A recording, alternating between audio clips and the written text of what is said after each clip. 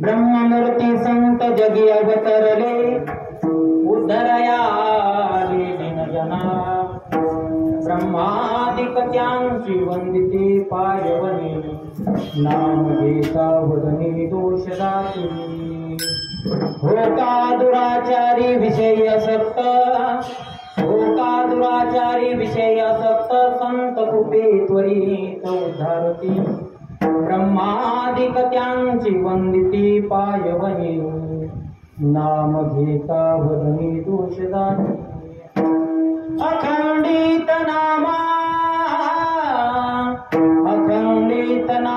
त्यांची वास पाहे निषेधी निजाये सत्संगती ब्रह्मादिक त्यांची वंदिती पायवनी नाम घेता वदनी दोष दाती नमो विठ्ठला राजया पांडुरंगा नमो रुक्मिणी माऊली ज्ञानगंगा नमो पुंडलिका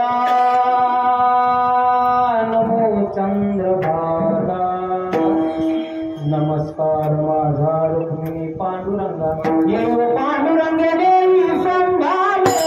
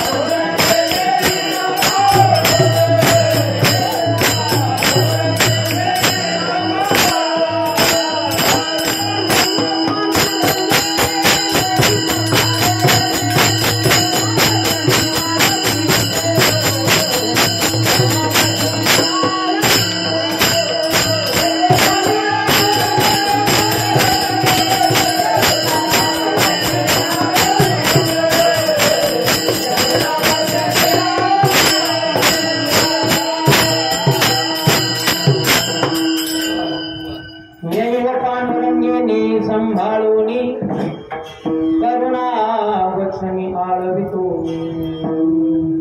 मनोजवं मारुततुल्य वेगं जितेन्द्रियं बुद्धिमतामुनिशं वातात्मजं वानरायूतमुख्यं श्रीरामदूतं शरणं प्रपद्ये।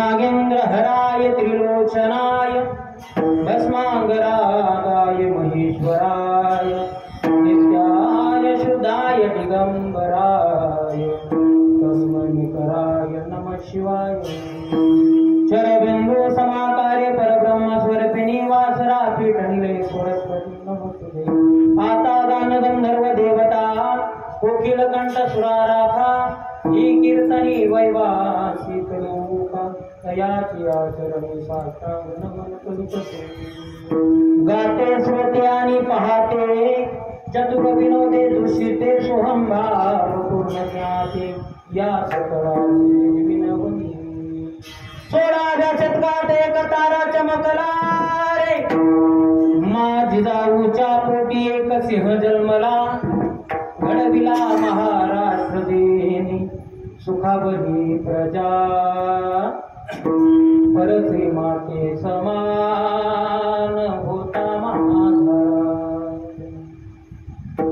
हे बडे रक्ताचे आठवण येती आम्हाला हरी कधीच विसरणार नाही राजे तुम्हा नमन करण्याला नमन करण्याला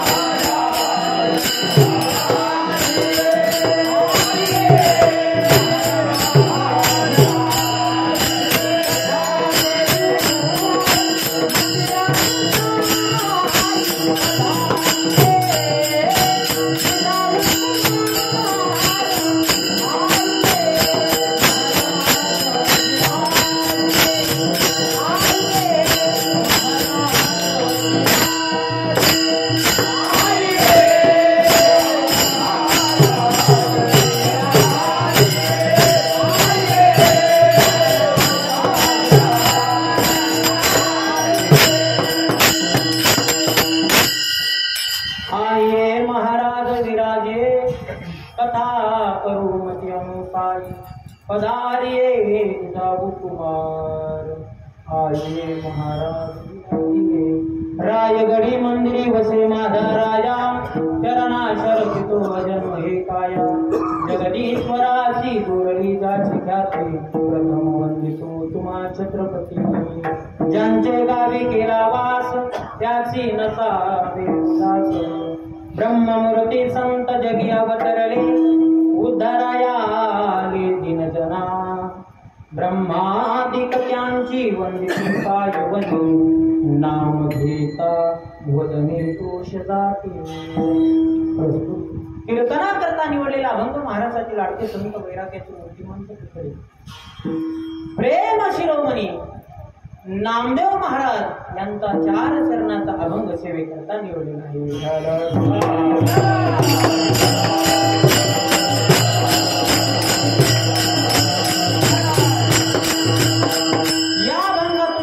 आहे संत महात्म्याचं स्वरूप प्रतिपादित करतात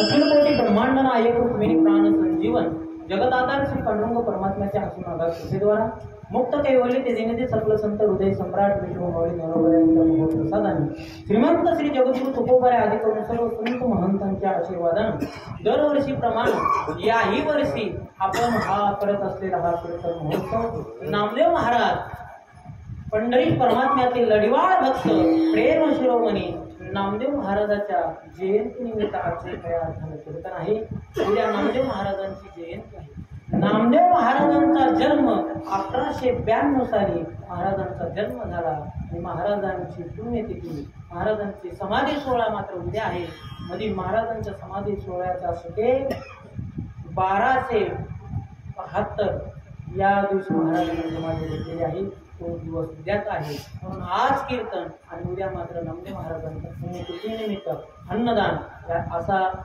प्रयोजन या कार्यक्रमाचं आहे. त्यांच्या माध्यमातून तुमचं सर्वांचं दर्शनाचा योग माझ्या जीवनामध्ये प्राप्त झाला. अशी आदरणीय रामभाऊ कदम सासरेबा यांच्या माध्यमातून तुम्हाला सर्व सज्जन मायबापांचं दर्शन. परमार्थिक नातं महत्वाचं असतं आणि संसारिक नातं सुद्धा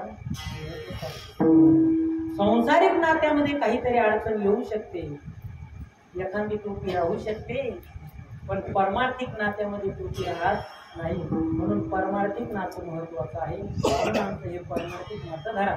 आणि म्हणून हा कीर्तनाचा योग भाऊन या ठिकाणी घडून आणलेला आहे. दरवर्षी सज्जनांनो, आपण संतांना काहीच दिलं नाही, संतांना आपल्याला भरपूर दिले. आपल्या अंगाची कातडी काढावी आणि संतांना चप्पल म्हणून घालवायला जरी दिली तरी संतांचे उपकार आपल्याला भेटणार नाही.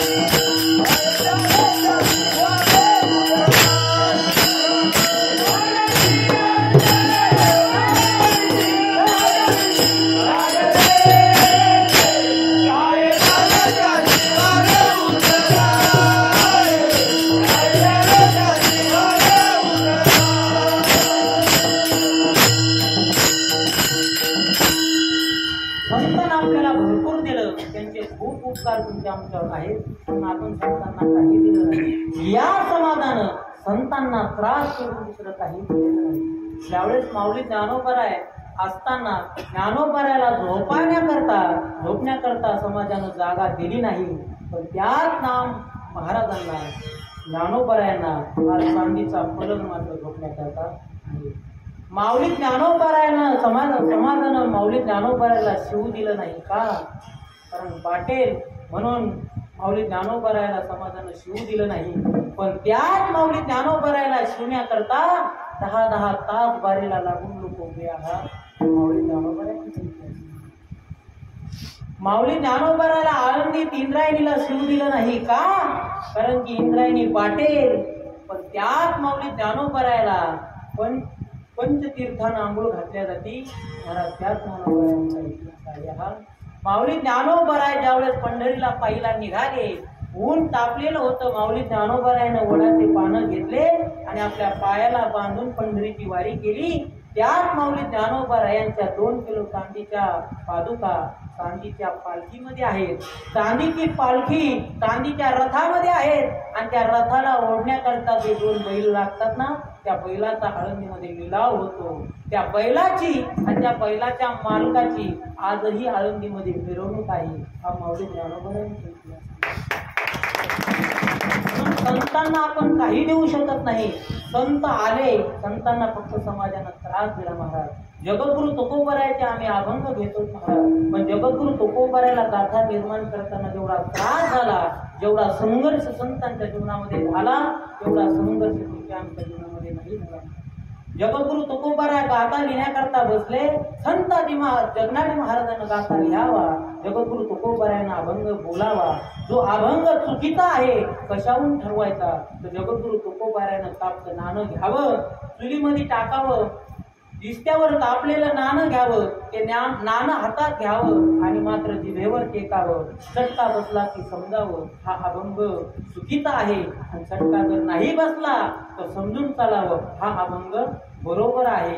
मग बरोबर असलेला अभंग मात्र गाथ्याला जोडावा. असं करून 4,500 अभंगाचा गाथा तुमच्या आमचा करता तुकोबरायानं दिलेला आहे. महाराज किती चटके बसले असतील सांगता येत नाही. आपल्याला फक्त वाचवायचा आहे.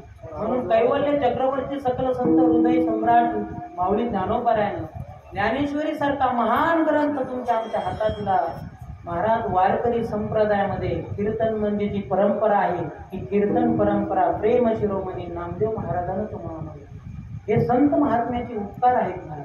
मार्ग दावून गेले आधी दयानिधी संत दे येण्याची पंथे चालून जाता न पडे गुंता कोठे काही संतांची वाट आहे महाराज. कीर्तन म्हणजे टाइमपास नाहीये, कीर्तन म्हणजे मनोरंजन नाहीये, कीर्तन म्हणजे आत्मकल्याण आणि समाज कल्याण करणारे प्रभावी आणि परिणामकारक या जगातलं साधन याचं नाव कीर्तन आहे. कीर्तन म्हणजे टाइमपास नाही, कीर्तन म्हणजे हसण्यावारी घेण्याचा कार्यक्रम नाहीये. कीर्तन म्हणजे एक परंपरा आहे. वारकरी संप्रदायानं नेहमी संस्कार देण्याचं भगवान परमात्म्याचं नामचिंतन करण्याचं एवढं मार्ग मात्र समाजाला दिलेला आहे. या मार्गातून काय मिळेल माऊली ज्ञानोबारायानं सांगितलं याच्यातून तुम्हाला समाधान सुख शांती समाधानाकरता जो समाज निघलेला आहे याला सुख शांती समाधान मिळण्याकरता एकच जगाचं एक केंद्र आहे त्याचं नाव वारकरी. वारकरी संप्रदायाच्या व्यतिरिक्त तुम्हाला कुठेही संस्कारही मिळणार नाही. कारण नेहमी सांगत असतो महाराज नेहमी संस्काराचा विजय होतो संपत्तीचा विजय होत नाही.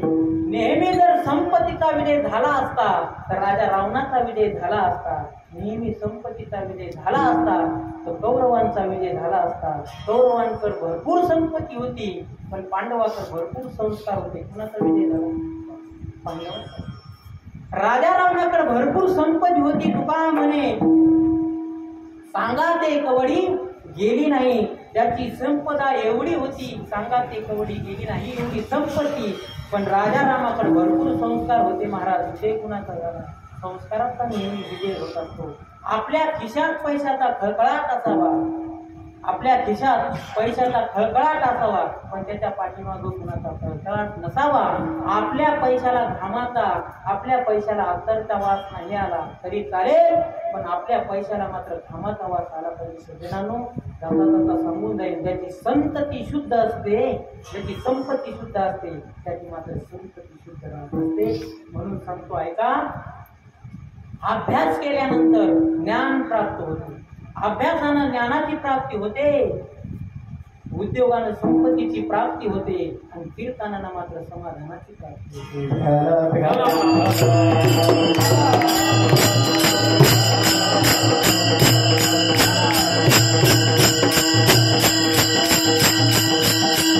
म्हणून समाधानाकडे निघालेला हा समाज संत महात्म्यानं सांगितलं सुख शांती समाधान मिळण्याकरता हे खऱ्या अर्थानं केंद्र आहे. म्हणून आजची कीर्तन सेवा या कीर्तन सेवेकरता आवर्जून सर्व संत माणसं या ठिकाणी उपस्थित आहे. सर्व वारकरीतील ज्येष्ठ श्रेष्ठ मंडळी माझ्यापेक्षा वयोवृद्ध मंडळी या ठिकाणी टाळ घेऊन उभे आहेत. आता मला सारखा अभिमान आहे. सज्जनांनी वयस्कर माणसं सुद्धा टाळकरी सुद्धा या ठिकाणी उपस्थित आहेत. कारण वारकरी संप्रदायामध्ये तरुणाची भरपूर भरती झालेली आहे पण मात्र तरुण कीर्तनाला यायला तयार नाही. पहा तुम्ही तरुण वादक तयार आहे, तरुण गायक तयार आहे, तरुण भागवतकार तयार आहे, तरुण रामायणकार तयार आहे पण तरुण कीर्तनाला येत नाही. महाराज वारकरी संप्रदायानं सांगितलं आहे का वयाचं बालपण संस्कारानं शोभून दिसावं, वयाचं तरुणपण कीर्तनानं शोभून दिसावं, अभ्यासानं शोभून दिसावं, सन्मार्गानं शोभून दिसावं आणि वयाचं म्हातारपण भजनानं शोभून दिसावं ही खऱ्या अर्थाने वारकरी संप्रदायाची रचना आहे. म्हणून आपलं बालपण संस्कारानं शोभून दिसलं तर आपोआप माणूस कीर्तनाला दिसतो का नाही. जो माणूस सतत कीर्तनाला येतो तो नामस्मरणाला ढिलं पडत नाही. त्याला माहिती आहे नामस्मरणाची अशी गोळी मारा किती जीवन करा.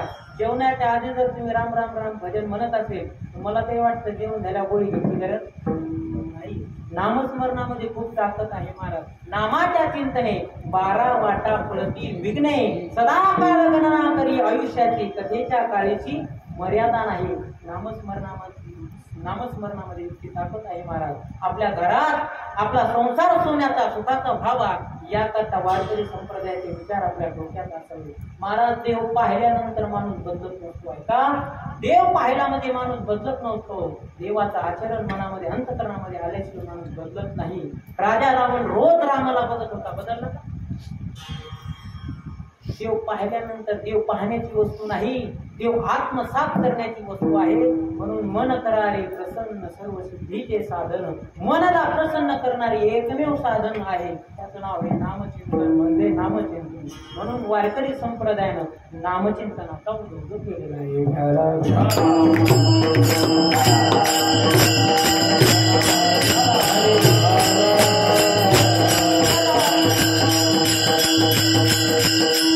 या कीर्तनाकरता आवर्जून सर्व टाळकरी मंडळी सुद्धा उपस्थित आहे, पाहुणे मंडळी सुद्धा उपस्थित आहे, कपाळ साहेब सुद्धा आवर्जून या कीर्तनाकरता दरवर्षी उपस्थित राहतात.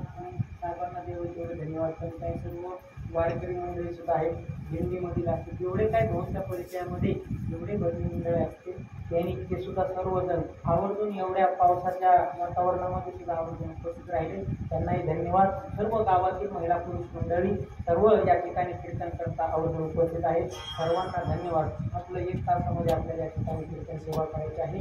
नामदेव महाराजांचं जेवढं चरित्र पाहताना तेवढं आपल्या या ठिकाणी प्रयत्न करणार आहोत.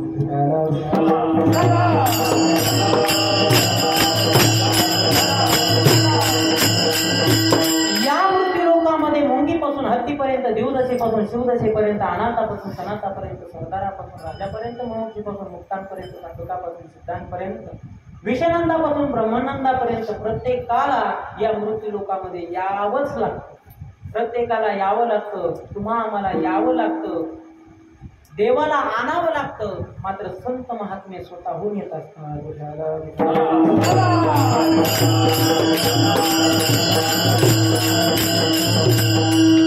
काहींना इच्छा नसली तरी यावं लागतं, काहींना आणावं लागतं, काही मात्र स्वतःहून येत असतात. सज्जनांना तुम्हा आम्हाला इच्छा नसली तरी यावंच लागतं. पहा तुम्ही, जन्माये निघडे पातकाचे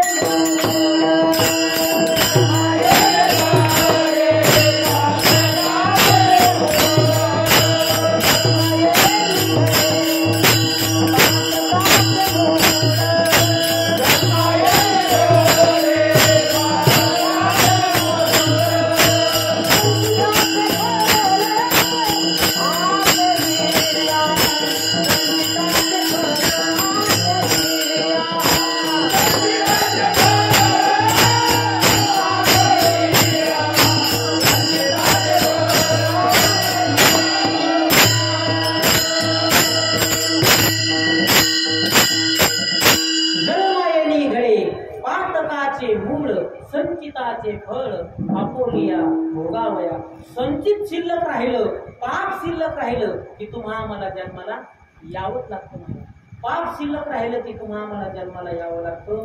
म्हणून आपलं पाप शिल्लक राहता कामा नये. माऊली ज्ञानोबा म्हणतात, आणि वाहतेनी भवतुके पाप पुण्य येथे पिके, म्हणून आम्ही कौतुके क्षेत्र म्हणून. माऊली ज्ञानोबा या देहाला जमीन समजतात. सज्जनांनो, तुम्ही आम्ही जशी शेती करत आहोत, शेतीमध्ये अनेक प्रकारचं उत्पन्न आपण घेत असतो ना, तसं माऊली ज्ञानोबा म्हणतात, ही शरीररूपी जमीन आहे, या जमिनीमध्ये सुद्धा 2 पिकं घेतात. एकाचं नाव आहे पाप आणि एकाचं नाव आहे पुण्य. पाप पुण्याचा व्यवहार या शरीरामध्ये होत असतो, या मृत्यूलोकामध्ये होत असतो. ज्याचं पुण्य वाढलं त्याला चांगले सुखाचे दिवस येतात, आणि ज्याचं पाप वाढलं त्याला मात्र दुःखाचे दिवस येत असतात. नाहीतरी माणसं जाणून बुजून दुःख आणतात. बघा, बराच वेळेस माणसाचा स्वभाव माणसाला दुःख देतो. पहा कसा देतो. आता समजा आजचं कीर्तन आहे, हॅलो महाराज तुम्ही कीर्तनाला या. यजमानानं सांगितलं, हॅलो महाराज अमुक अमुक महाराजांचं कीर्तन आहे, तुम्ही कीर्तनाला या. महाराजांना काय करावं, चप्पल घालावी, मोटरसायकल काढावी, स्वीट चालू करावं, इथे यावं ना डायरेक्ट. तर महाराज काय येत असतात. मग महाराजांना वाटतात आपल्याला चाल मिळेल, मग चाल कोणती म्हणायची. महाराजांना खायची चाल लावून धरली असते. जे तिथून शिवरंजनी लावीत लावीत लावीत लावीत लावीत लावीत लावीत कीर्तनाच्या केसपर्यंत पोहोचत वगैरे, आणि आल्यानंतर त्याची भोगणं चालूच असतं. महाराज तसं असतो. मग चाल माणूस फिक्स करून घेतो, फिट करून घेतो. माझा अनुभव सांगायला मग माणूस फिट करून घेतो. चाल फिट करून घेतल्यानंतर इथं आल्याबरोबर मला वाटतं कधी मला चालेल, मला वाटतं कधी मला चालेल. अचानक कोणीतरी एखादा उठतो आणि म्हणतो, महाराजांसोबत जे 2 वारकरी आलेले आहेत ना, ते चाल म्हणणार. आता ते चाल म्हणजे आम्ही काय म्हणायचं. मग मला सांगा, मी घरून इथपर्यंत जी चाल भुकीत भुकीत आलेलो आहोत, मला मिळाली का चाल? नाही मिळाली, मला सांगा या दुःखाला जबाबदार कोण आहे? या दुःखाला कोण जबाबदार आहे? आपणच जबाबदार आहे, मीच जबाबदार आहे महाराज.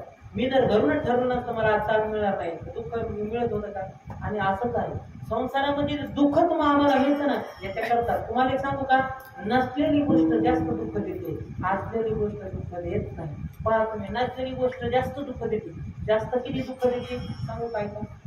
एक जणांना मोटरसायकल घ्यायची, एक जणांना लई दिवसापासून घ्यायची होती, पण परिस्थिती अनुकूल नव्हती म्हणून ती काय मोटरसायकल त्याला घेता येईल. परिस्थिती अनुकूल नसल्यामुळे, परिस्थिती गरीब आहे ती नाही होत महाराज. मग त्याच्या स्वप्नातच ती मोटरसायकल 2 लाखाची. किती? 2 लाखाची. ह्याला 200 रुपये रोज, त्या 150 रुपये प्यायला जाते पाणी. रात्री 50 रुपये. किती वर्ष काम केल्यानंतर 2 लाख सापडते महाराज? सापू शकत नाही. पण मोटरसायकल घ्यायची ती आली स्वप्नात.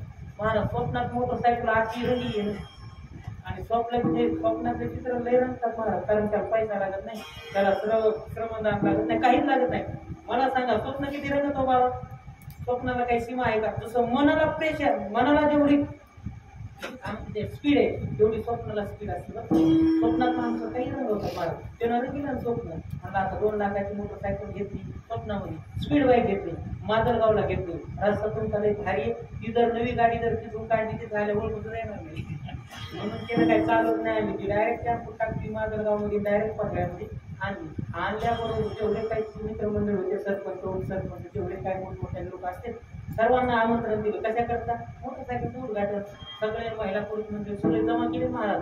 10 किलो पेढे सांगितले, बस होते ना वाढायचे. 10 किलो पेढे सांगितले महाराज. पेढे सांगितले, त्याची धर्मपत्नी पैठणीची साडी, त्याच्या सोन्याच्या द्वारा, त्याचे स्वप्न महाराज. ती साडी घालून मस्तपैकी दोघांना पूजा केली, सर्वांना पेढे प्रसाद सगळं दिलं. आणि पण महिला मंडळ हुशार असतात. माझ्या म्हणल्या बाळू काका तुम्हाला आम्ही मोटरसायकलवर कधीच बघितलं नाही, मग एक का म्हणे एक चक्कर आणून तरी टाका नवीन मोटरसायकल. बाळू काकाला मोटरसायकल सुरू करायचंच माहिती नव्हतं. बाळू काकानं चाबी लावली महाराज, गेअर टाकला, जसा क्लच सोडला तसा बाळू गोधडी फाडून बाहेर आला. गोधडी फाडून बाहेर आला. मला सांगा गोधडी फाटली नाही बाबा? तेवढ्या 400ची असेल ना, फाटली नाही गोधडी. मग आता मला सांगा या गोधडीला जबाबदार कोण? आपणच महाराज. जेवढं काही दुःख आपल्यावर येत असतं त्याला जबाबदार आपणच असतो. असतो. नवऱ्याला वाटतं बायकोनं माझं सगळं ऐकलं पाहिजे, बायको वाटतं नवऱ्याने माझं सगळं ऐकलं पाहिजे. दोघं एक नाही ऐकत नाही, आणि दोघं ऐकत नाही. त्या दोघांचं एक साधू ऐकतो हे विषयी. लोक संसारातले भांडणं साधू कशी मिटायला जातात हे सगळ्यात दुर्दैव आहे महाराज. सगळ्यात महत्वाची गोष्ट साधू त्यांना लग्नाला काय बोलतो ना, आपल्याला नाद महाराज. माझ्या स्वामीला जवळ येत, मग माझ्या पोरीच्या लग्नाला आणि त्याला लग्न जोडले म्हणून ती साधू झाली ना. परत त्याला माधू करतो आणि बरेच साधू बिघडले महाराज, संसाराच्या नादाला लागले, लई बिघडले महाराज साधू. त्याच्यामुळे आपण आपली परंपरा हेच वारकरी संप्रदायाने सांगितलं. संपळाशी येते ना एक अधिकार कलियुगी उच्चार हरीच्या नामे. आपल्याला तर लय अवघड महाराज. आपण कोणाला मंदिरात येऊन देतो, कोणाला येऊन देतो, कोणाला मंदिरात प्रवेश आहे, कोणाला नाही प्रवेश. काय महाराज माऊली ज्ञानोबाऱ्याने एवढा मोठा ज्ञानेश्वरीसारखा ग्रंथ दिलेला, हरिपाठासारखा ग्रंथ दिलेला, कशा करता तिथं सगळ्यांना अधिकारी महाराज. यारे यारे लहान थोर याती भलती नारी नर न करावा विचार लगे चिंता कोणाची. हा वारकरी संप्रदायाचा पंथ आहे. आणि सध्याचं महाराष्ट्रामध्ये एवढं महाराज वातावरण बिघडलेलं आहे. सध्या एवढा जातीवाद वाढलाय, एवढा जबाबदारीनं बोलतो सध्या ऐका, एवढा जातीवाद वाढला. तुम्ही आता सोयाबीन पेरली महाराज, सोयाबीनच्या जाती कमी झाल्या, इतक्या जाती झाल्या. भयानक परिस्थिती होणार महाराज काही काळामध्ये. कारण की हे बघा, वारकरी संप्रदायाने कधी जातीचा प्रचार केला नाही महाराज. काय होतं माहिती आहे का? सांगताय का? एक आता घरचं सांगताय का? तुम्ही सगळेजण गावामध्ये 1000 लोक बरोबर, कमीत कमी 20 जातीची माणसं असतात. म्हणून मला सांगा, तुम्ही जर जातीमध्ये जर भांडायला लागले तर तुमचे भांडण कोण किती नाही? तुम्हाला सांगू का, या पुढाऱ्याला 5-5 वर्षाला फक्त एका रात्रीच्या गाव बिघडून जातात महाराज. पण 5-5 वर्ष सप्ताहाचे भाऊ आणि सप्त्यामध्ये भाऊ भावाला बोलतो महाराज, पहा तुम्ही एखादा अखंड हरिनाम सप्ताह असू द्या, भावा भावाचं कितीही वैर असू द्या, मी तुझ्या मौतीला जाणार नाही असा जरी भाऊ म्हटला आणि जर सप्ताह चालू असला आणि बुंदीचं जर टोपलं घेतलं आणि वैरी भाऊ जर पंक्तीमध्ये बसलेला असला तर वैरी भावाला सुद्धा बुंदी वाढणार तोच भाऊ राहतो. हे तो वारकरी संप्रदायानं ही प्रश्नाची केलेली नाही, हे उगत नाही महाराज. काच झालो नि बळकट झालो कळी काळावर हीच केली पाय वाट भवसिंधूवरून संप्रदायानं दोन्ही विचार दिले महाराज. जगायचं कसं आणि मरायचं कसं ही दोन्ही विचार संप्रदायाने संत महात्म्याने दिलेले आहे. समाज माझा शांत कसा राहील याच जिवंत उदाहरण म्हणजे वारकरी संप्रदाय आहे. म्हणून महाराज महत्वाची गोष्ट म्हणजे या नामचिंतनानं या अखंड हरिनाम सत्यानं संत संगतीनं माणसामध्ये ती शांतपणा येतो हे गेल्यावर येत नाही. हे सांगायचं सज्जनांनो, तुम्हाला मला जन्माला यावंच लागतं. त्याचं कारण म्हणजे फक्त काय आहे, पाप आहे. आणि पाप कधी होतं महाराज, माऊली ज्ञानोबा संतांना सांगितलं, पुण्य ते परोपकार पाप ते परपीडा अनिक नाही जोडा दुजियासी. पुण्य करणं म्हणजे दुसऱ्यावर परोपकार करणे आणि पाप करणे म्हणजे दुसऱ्याला त्रास देणे, दुसरं काही अर्थ घ्यायचा नाही. म्हणून पुण्य करायचं असलं तर दुसऱ्यांना परोपकार करत चला, दुसऱ्यांना सहकार्य करणं म्हणजेच पुण्य आहे. तुमचं पुण्य वाढलं की मात्र तुमची सगळी संपत्ती वाढली, आणि तुमचं पुण्य कमी झालं की मात्र तुमच्याकडे दुःखाची डोंगर आल्याशिवाय राहत नाही. म्हणून सज्जनांनो, पुण्याला महत्व आहे, पापाला महत्व नाही. आपलं पाप शिल्लक राहिलं की आपल्याला परत जन्माला यावं लागतो. एक सिद्धांत सांगू जातो ऐका. बरेच एज्युकेटेड लोक म्हणतात कशाचा माणूस एकदा गेल्यानंतर गेला, तिकडे झालं, राग रांगोळी झाली, गंगा नदीला नेऊन टाकली, संपला विषय महाराज. कशाचा माणूस परत येतो, कशाचा माणूस परत येतो. पण तुम्हाला जुना सिद्धांत सांगतो ऐका. आपल्या घरामध्ये एखादा मुलगा जन्माला आला, आपल्या घरामध्ये एखादी मुलगी जन्माला आली, आल्याबरोबर बऱ्याच घरामध्ये असा प्रसंग घडत असतो, अशी घटना घडत असते महाराज. मुलगा जन्माला आली किंवा मुलगी जन्माला आली, आल्याबरोबर ते मूल सारखं रडत असतं महाराज. बऱ्याच ठिकाणी होतं ना, मुलगा जन्माला, बाळ जन्माला आलं की मात्र रडत असतं, सारखं रडत असतं. त्याला नाही त्या दवाखान्यात न्या तरी ते सारखं काय करत असतं, होत असतं. कधीतरी गावात एखादी घटना तुमची सुद्धा झाली असं, सारखं बाळ रडत असतं. मग रडत असतं म्हटल्यानंतर सगळ्या दवाखान्यात माणूस दाखवतोच ना महाराज, प्रत्येक दवाखान्यात दाखवलं, पण तुझंच बाळ रडता राहत नाही. मग रडत आहे बाळ, काय करावं, ह्या साधूकडे जाय, त्या साधूकडे जाय, त्या दवाखान्यात जाय, त्या दवाखान्यात जाय. आणि दवाखान्यावाले लय हुशार महाराज, जोपर्यंत दिसा गरम आहे तोपर्यंत इलाज करतात. आणि एकदा की त्याचे पैसे उरले की ते म्हणतात तुम्ही तुमच्या देवाला सांगावं. पहिल्यांदा सांगितलं असं तो तिकिटाच्या गेल्या बा तुम्ही डॉक्टर लोकांची केस जोपर्यंत त्यांच्या हाताला तोपर्यंत इलाज करतात, नंतर ते सुद्धा म्हणतात देव जाणे. म्हणून मी तुम्हाला आता सांगतो, जेवढं काही दुःख आपल्या पदरात पडतं, जेवढी एखादी गोष्ट आपल्याला मिळत नाही, आपल्याकडून एखादा अपराध होतो, त्या टायमाला म्हणून समजून चला देव जाणे. देव जाणे म्हणलं की सगळं दुःख हलकं होतं. पण आपण देव जाणे म्हणत नाहीत, मी जाणे म्हणतो. मी मी मी मी अरे मीच करणारे बल्ब लवकर शॉर्ट होतात, अवघात का नाही बाबा. पहा तुम्ही लय बघ करायला लागला की बल्ब काय करणार. म्हणून मी करून काय बसणार योग्य होणार नाही. म्हणून मला सांगायचं काय सांगायचं आपण हा सांगू द्या मला तुम्ही एक तर काय झालं दोन तिकडे काय आलो घेतलो पाव करा आलो घेतो जरा काय चालू होतं आपल्याला. हा जन्म येणे घडी पातकाचे मूळ संचिताचे फळ भोगावया. म्हणून आपलं पाप शिल्लक राहिलं की आपल्याला परत जन्माला यावं लागतं. तसंच महाराज म्हणतात जर आपली वासना शिल्लक राहिली तरी महाराज परत जन्माला यावं लागतं. वासनेचा संग होय अंतकाळी तरीच तपोबळी जन्मधरी. म्हणून वासना शिल्लक राहिली जड भरत राजा हरणी गर्भा गेला घाला तो घातला वासनेनं. वासना शिल्लक राहिली तर आपल्याला परत जन्माला यावं लागतं. एक सांगायचं राहिलं ऐका सांगतो, जे मूल असतं ना ते रडत असतं पण त्याला कुठेही विलाज होत नाही बरं का, विलाज होत नाही. मग काय होतं, काहीच नाही महाराज, सगळं शांत होतं. शांत झाल्यानंतर आपल्या शेजारची एक 80 वर्षाची म्हातारी येते आणि ती म्हणती काय झालं बोलल्या करायला 2-4 दिवस झाले जन्माला आले सारखंच रडत आहे, काय झालं. त्यावेळेस ती म्हातारीला सांगते काय सांगू काकू 2-3 दिवसातच जन्माला आलेलं बाळ सारखं रडत आहे. म्हातारी काहीच नाही महाराज 2 शब्द बोलते. काही माणसाचे 2 शब्द लय भारी असतात माहिती का, 2 शब्द आजच्या जीवनाचा सार असतो. ती म्हातारी फक्त एवढंच म्हणती कशाला दवाखाने फिरतात, मग एक काम करा ना आपण तुमच्या घरात आता कोण गेलं ते म्हणे दुसरं कोण गेलं, ती म्हातारी सांगते महेश मालक गेलीत ना, दुसरं कोण गेले, एक काम कर, चुलीत लांगुरा घे, राग घे आणि मालकाच्या नावानं लाव त्या बाळा, बाळ राहत नाही, खरंच राहतं ना, खरंच रडलेलं बाळ जे सारखं रडत राहत नाही बाबा, राहत नाही कसं काय राहत ते डॉक्टरला कम नाही राहत. याचा अर्थच असा आहे महाराज, आपण परत जन्माला येतो माहिती, परत परत आपलं पाप शिल्लक राहिलं, वासना शिल्लक राहिली की आपण परत परत जन्माला येत असतो, आपलं कर्म शिल्लक राहिलं की आपल्याला परत जन्माला यावं लागतं. संत महात्मे सांगतात म्हणून कर्म शिल्लक राहता कामा नये, वासना शिल्लक राहता कामा नये आणि आपलं पाप शिल्लक राहता कामा नये. पाप शिल्लक राहिलं म्हणून आपल्याला परत जन्माला यावं लागतं.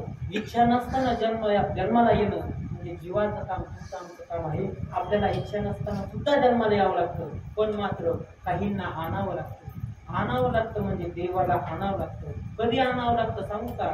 ज्यावेळेस पाप शिल्लक होतं, ज्यावेळेस पाप होतं त्यावेळेस मात्र देवाला, पापी माणसं जन्माला आले, सारखं पाप करू लागले, मात्र देवाला हाक मारावं लागतं. आणि जर सप्त्याच्या मीटिंग मध्ये जास्त बडबड करायला लागली, सप्ताह बंद पाडायचा अशी घोषणा करायला लागली, नाही ते ठिकाणी करायला लागले आणि पाप वाढायला लागलं, मात्र देवाला बोलावं लागतं. म्हणून देवाला संत महात्मे विनंती करतात, श्री आनंदा मधुसूदना पद्मनाभा नारायणा जगव्यापका जनार्दना अनंत घना अविनाशाची. पांडुरंग परमात्म्याला देवाला विनंती करावी लागते. म्हणून देवाला विनंती संत महात्मे करत असतात. म्हणून देव येत असतो, देवाला आणावं लागतं. संत महात्मे स्वतःहून येतात. येथे उपकारासाठी आले हृदया वैकुंठी, म्हणून आम्ही वैकुंठवासी आलो याची कारणाशी. बोलिले जे ऋषी साच भावे वर्तावया, झाडू संताचे मार्ग आडराणी भरले जग. म्हणून संत महात्मे स्वतः येतात, मात्र संत महात्मे स्वतः जात असतात. संत महात्मे पंचमहाभूताला भेटणारी माणसं संत महात्मे असतात. कसल्याही काळालाही भेट नाही. जगा काळ खाये आम्ही माथा दिला पाये, पितू भक्तिता डांगुरा कळी काळाची दरारा. म्हणून संत महात्मे पंचमहाभूतामध्ये अडकत नाही. पंचमहाभूतावर संताची सत्ता असते सांगतोय का? कैवल्य चक्रवर्ती सकल संत हृदय सम्राट माऊली ज्ञानोबारायनं जल समाधी घेऊन जली या तत्वाला जिंकलेला आहे. चित्तला मुक्ताबाई आणि तुकोबारायनं आकाश या तत्वाला जिंकलेला आहे. म्हणून म्हणावं लागतं तुका केवढा केवढा, तुका आकाश एवढा. म्हणून ही संत महात्म्याची कीर्ती आहे. म्हणून हे संत महात्मे अवताराला येतात, पण नामदेवराय म्हणतात त्यांचं काय स्वरूप आहे अभंगाच्या पहिल्याच्या. ब्रह्मभूती